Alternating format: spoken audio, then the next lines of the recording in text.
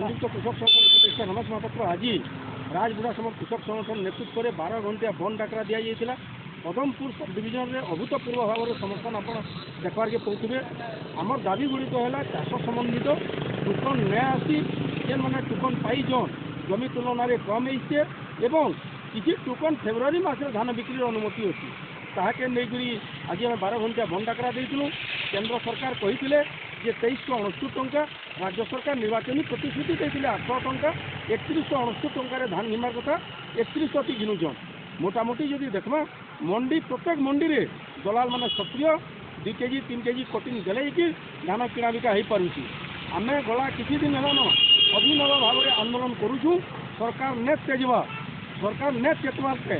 गोटे समय आप देखिए कलेक्टर ऑफिस दिन दिन धरिकी अहोरात्र आंदोलन तार परे धान पकड़ मुड़िया भी माइलु जिते बेले एमएलए मैंने दरमाहा के बढ़ाले गोटे विद्रुप भाव में आम विरोध करी मिठा भी बांटीचु किंतु आमर समस्या समाधान नहीं होबार आज्ञा केवल प्रतिश्रुति मिलूचे कि आप धान घिना जा टोकन आसवा बोलिकी आज 12 घंटिया बंद डाकरा देचु। आज फेर थे सरकार के चेतावनी दौचु जे आमर दाबी आज संध्या सुधा पूरण करा जाऊ ना तो एबा दिन ये आंदोलन जिला व्यापी है। ये आंदोलन आहरी दुर्बार हवा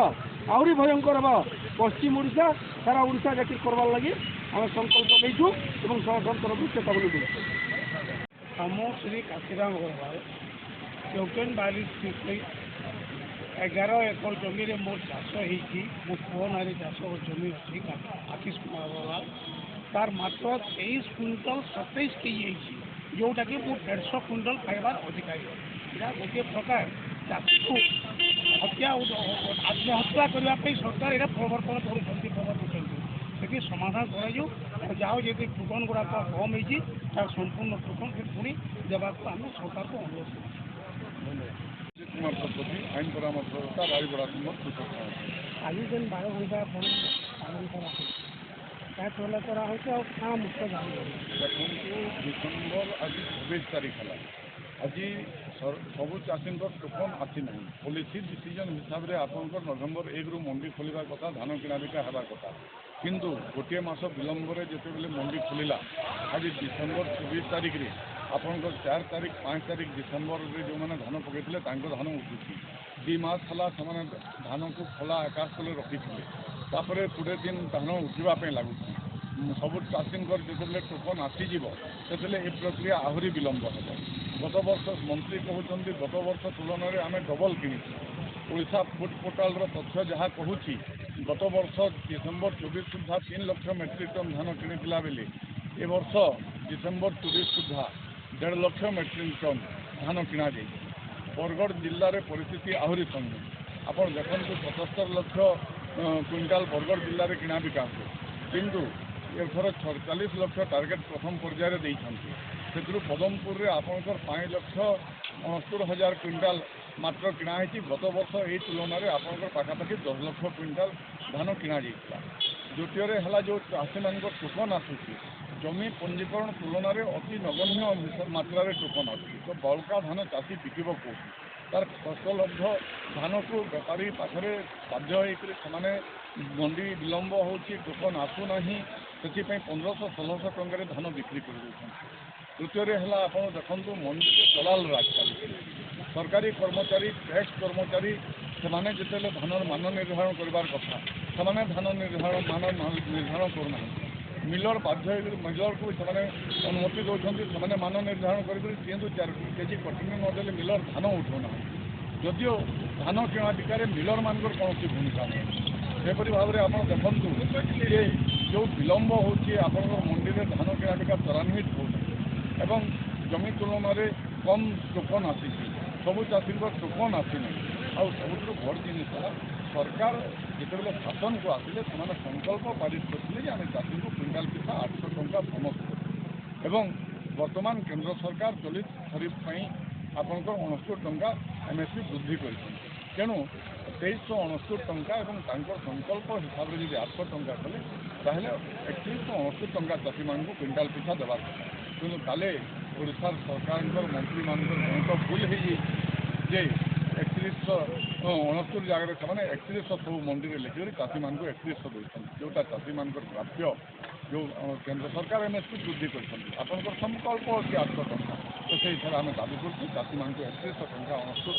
31 टंका आपन क्विंटाल पिछा प्रदान करते जदि जनवरी मस सुधा सब चाषी टोकन आसी धान जदि बिक्री न करे ताहले ये आंदोलन आज पदमपुर माने अच्छी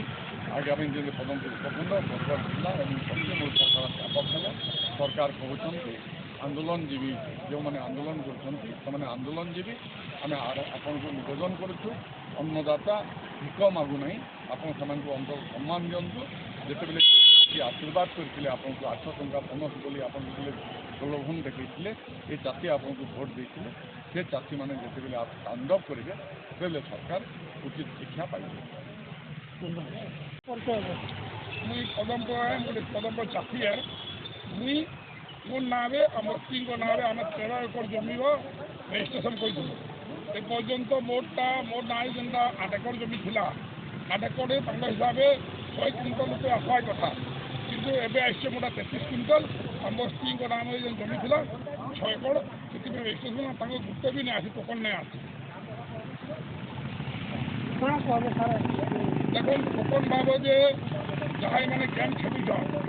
आम टैक्स बाल को देखु टोकन लगे रेजिस्ट्रेशन कैसु टैक्स बाल को पचारे से कहूँ आम किसी नहीं जानी किए जानीचे से भी कहते किए जानी भुवनेश्वर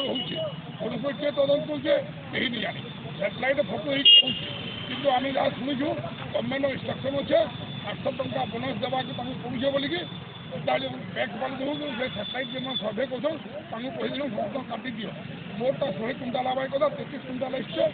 आम फैमिली जेनटा अच्छे 60 क्विंटाल आवाज कदा बिल्कुल टोकन नहीं आसवा चल टोकन नहीं आसे ना मैंने मंडी मान चलीजे मैंने कहते कटनी छटनी बंद बोलिकी माने कटनी छटनी बंद ना थी आइसन सरकार के किंतु ओपनली ऑफिशियली जेनटा मिलस एडमिनिस्ट्रेशन होती मैंने ऑफिशियली एक मैंने गोटे किलो गोटे क्विंटाल काटवा लगे कौन सी धान आश्चर्य कथा है कलेक्टर और मिलस एसोसिएशन बसिक डिसीजन नेसन क्या ऑफिशियली 1 किलो काटबे बोली कौन सी धान भी कौन सी एफेक्टिव मान धारण नहीं है एफेक्टिव मान बोले कहीं बुझी ना चाषी मैंने हार्वेस्टर धान काटिछन और सब धान एवं 15 पूरे माने चाषी मैंने प्राय मसे पहला धान काटि सारे न सब धान सुखी जाइए मैंने मॉइस्चर धान नहीं न जेन गुंड कथा कहन गुंड केवे भी हेती ना बाहे कहीं हार्वेस्टर आउ खेतर अमल होचे यही लोक मैनुअली अमल नहीं करवा माने ढोल से कि ट्रैक्टर दिन मरा भाई से लगी एफेक्टिव मान भी आम चाषी मान सब 100% ठीक है जनता कोहड़ नीति अच्छे तो कोहड़ नीति भी ठीक है कि से नहीं कही बिल्कुल ऑफिशियली काटिजन कि मिलस मैंने अड़ी बेस 3 किलो काटू बोली 3 किलो जो काटिदेवे चाषी मैंने पाइले कौन भाई आमको बस्ता पैसा नहीं देवा हमको लोडिंग वाले भी पैसा नहीं देवा ट्रांसपोर्टेशन हमको करवा पड़ुचे